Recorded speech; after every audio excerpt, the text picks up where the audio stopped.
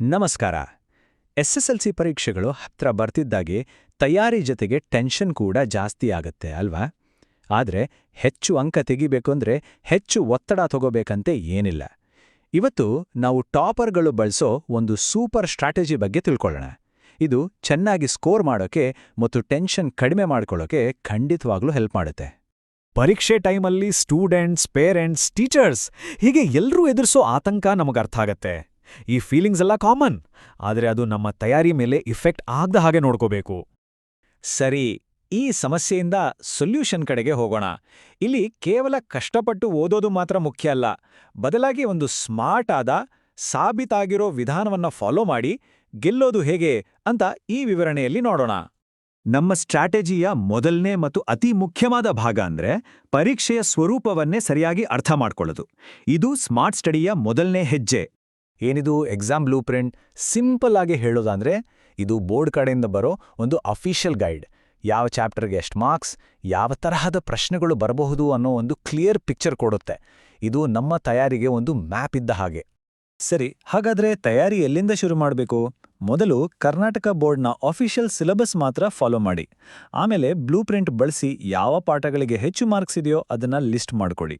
ಮತ್ತು ಮುಖ್ಯವಾಗಿ ಬೋರ್ಡ್ ಹೇಳಿರೋ ಟೆಕ್ಸ್ಟ್ ಬುಕ್ಗಳನ್ನೇ ಓದಿ. ಈಗ ಎಲ್ಲೆಲ್ಲೂ ಒಂದು ಕಾಮನ್ ಡೌಟ್ ಬರುತ್ತೆ. ಬರೀ ಬ್ಲೂ ಪ್ರಿಂಟ್ ಫಾಲೋ ಮಾಡಿ ಓದಿದ್ರೆ ನಿಜವಾಗ್ಲೂ 95%ಗಿಂತ ಜಾಸ್ತಿ ಸ್ಕೋರ್ ಮಾಡಬಹುದಾ? ಈ ಪ್ರಶ್ನೆಗೆ ಉತ್ತರ ಏನು ಅಂತ ಮುಂದೆ ನೋಡೋಣ. ಉತ್ತರ ಖಂಡಿತ ಹೌದು.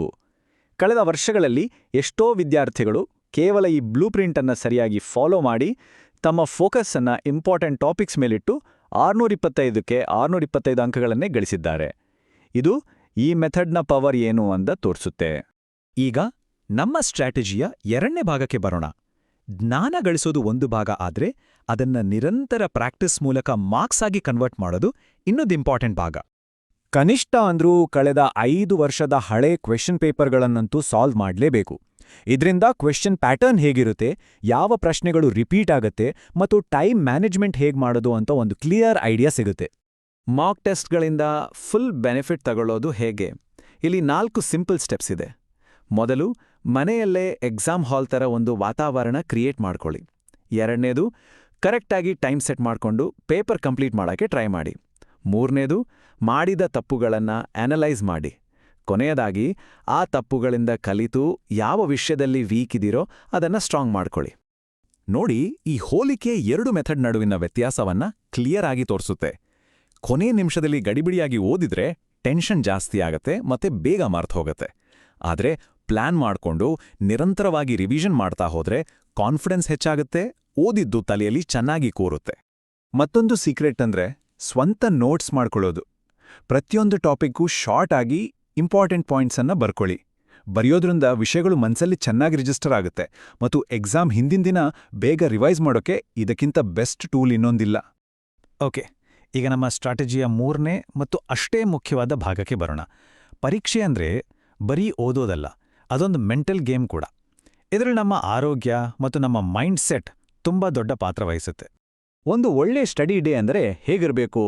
ಬರೀ ಓದೋದು ಅಷ್ಟೇ ಅಲ್ಲ. ಓದಿನ ಜೊತೆಗೆ ಸಣ್ಣ ಸಣ್ಣ ಬ್ರೇಕ್, ಒಳ್ಳೆ ಊಟ ಮತ್ತು ತುಂಬಾನೇ ಮುಖ್ಯವಾಗಿ ಪ್ರತಿದಿನ 7ರಿಂದ 8 ಗಂಟೆಗಳ ಕಾಲ ಒಳ್ಳೆ ನಿದ್ದೆ ಮಾಡಲೇಬೇಕು. ನೆನಪಿಡಿ, ರೆಸ್ಟ್ ಮಾಡೋದು ಕೂಡ ತಯಾರಿಯ ಒಂದು ಭಾಗವೇ. ಒಂದು ನೇರವಾದ ಮಾತು, ಪರೀಕ್ಷೆ ಹತ್ತಿರ ಇರುವಾಗ ಗಮನ ಬೇರೆಡೆ ಸೆಳೆಯುವ ವಿಷಯಗಳಿಂದ ದೂರ ಇರಿ. ಸೋಷಿಯಲ್ ಮೀಡಿಯಾ, ಟಿವಿ ಮತ್ತು ಅನಾವಶ್ಯಕ ಫೋನ್ ಕಾಲ್ಸ್ ನಮ್ಮ ಅಮೂಲ್ಯವಾದ ಸಮಯವನ್ನು ಕದಿತವೆ.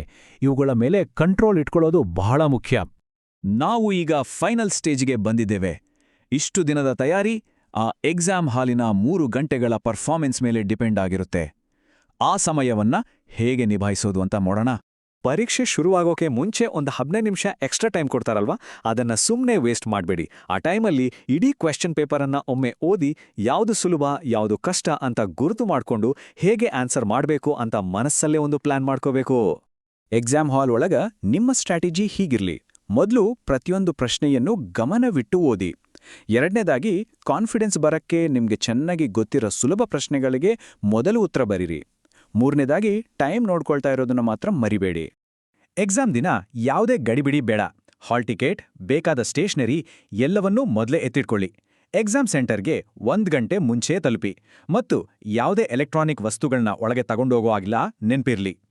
ನಾವು ಇಲ್ಲಿವರೆಗೆ ಚರ್ಚೆ ಮಾಡಿದ ಎಲ್ಲಾ ಟೆಕ್ನಿಕ್ಗಳನ್ನು ಒಟ್ಟು ಸೇರಿಸಿ ಯಶಸ್ಸಿಗೆ ಒಂದು ಕ್ಲಿಯರ್ ಆದ ಬ್ಲೂ ಪ್ರಿಂಟ್ ಅನ್ನ ರೆಡಿ ಮಾಡೋ ಸಮಯವಿದು. ಈ ಸಂಪೂರ್ಣ ಚರ್ಚೆಯ 3 ಮುಖ್ಯ ಅಂಶಗಳು ಅಂದ್ರೆ, ಮೊದಲನೆಯದು ಬ್ಲೂಪ್ರಿಂಟ್ ಅನ್ನ ಅರ್ಥ ಮಾಡ್ಕೊಂಡು ಸ್ಮಾರ್ಟ್ ಆಗಿ ಓದೋದು. ಎರಡನೆಯದು ಹಳೆ ಪ್ರಶ್ನೆ ಪತ್ರಿಕೆಗಳು ಮತ್ತು ಮಾಕ್ ಟೆಸ್ಟ್ಗಳ ಮೂಲಕ ಚೆನ್ನಾಗಿ ಪ್ರಾಕ್ಟೀಸ್ ಮಾಡೋದು. ಮತ್ತು ಮೂರನೆಯದು ನಮ್ಮ ಆರೋಗ್ಯ ಮತ್ತು ಮೆಂಟಲ್ ಹೆಲ್ತ್ಗೆ ಹೆಚ್ಚಿನ ಪ್ರಿಯಾರಿಟಿ ಕೊಡೋದು. ಈ ಮಾತು ತುಂಬಾ ಅರ್ಥಪೂರ್ಣ. ಓದಿನ ಮೇಲೆ ನಾವು ಕಳೆಯೋ ಸಮಯ ಅನ್ನೋದು ಕೇವಲ ಖರ್ಚಲ್ಲ, ಅದು ನಮ್ಮ ಭವಿಷ್ಯದ ಮೇಲೆ ಮಾಡೋ ಒಂದು ಇನ್ವೆಸ್ಟ್ಮೆಂಟ್. ಈ ಸಮಯವನ್ನ ಜಾಣತನದಿಂದ ಬಳಸಿ. ಒಂದ್ ವಿಷಯ ನೆನ್ಪಿಡಿ, SSLC ಪರೀಕ್ಷೆಯ ಯಶಸ್ಸು ಭಯ ಅಥವಾ ಟೆನ್ಷನ್ನಿಂದ ಬರೋದಿಲ್ಲ. ಅದು ಬರೋದು ಸರಿಯಾದ ಪ್ಲಾನ್, ಸ್ಮಾರ್ಟ್ ಪ್ರಿಪರೇಷನ್ ಮತ್ತು ನಮ್ಮ ಕಠಿಣ ಪರಿಶ್ರಮದಿಂದ. ನಿಮ್ಮ ಸಾಮರ್ಥ್ಯದ ಮೇಲೆ ನಂಬಿಕೆ ಇಡಿ. ಯಶಸ್ಸಿನ ದಾರಿ ತೋರಿಸೋ ನೀಲನಕ್ಷೆ ಈಗ ನಿಮ್ಮುಂದಿದೆ. ಇದನ್ನ ಬಳಸಿ ನಿಮ್ಮ ಗೆಲುವಿನ ಕಥೆಯನ್ನ ಹೇಗ್ ಬರಿತೀರಿ ಅನ್ನೋದು ಈಗ ನಿಮಗ್ ಬಿಟ್ಟಿದ್ದು.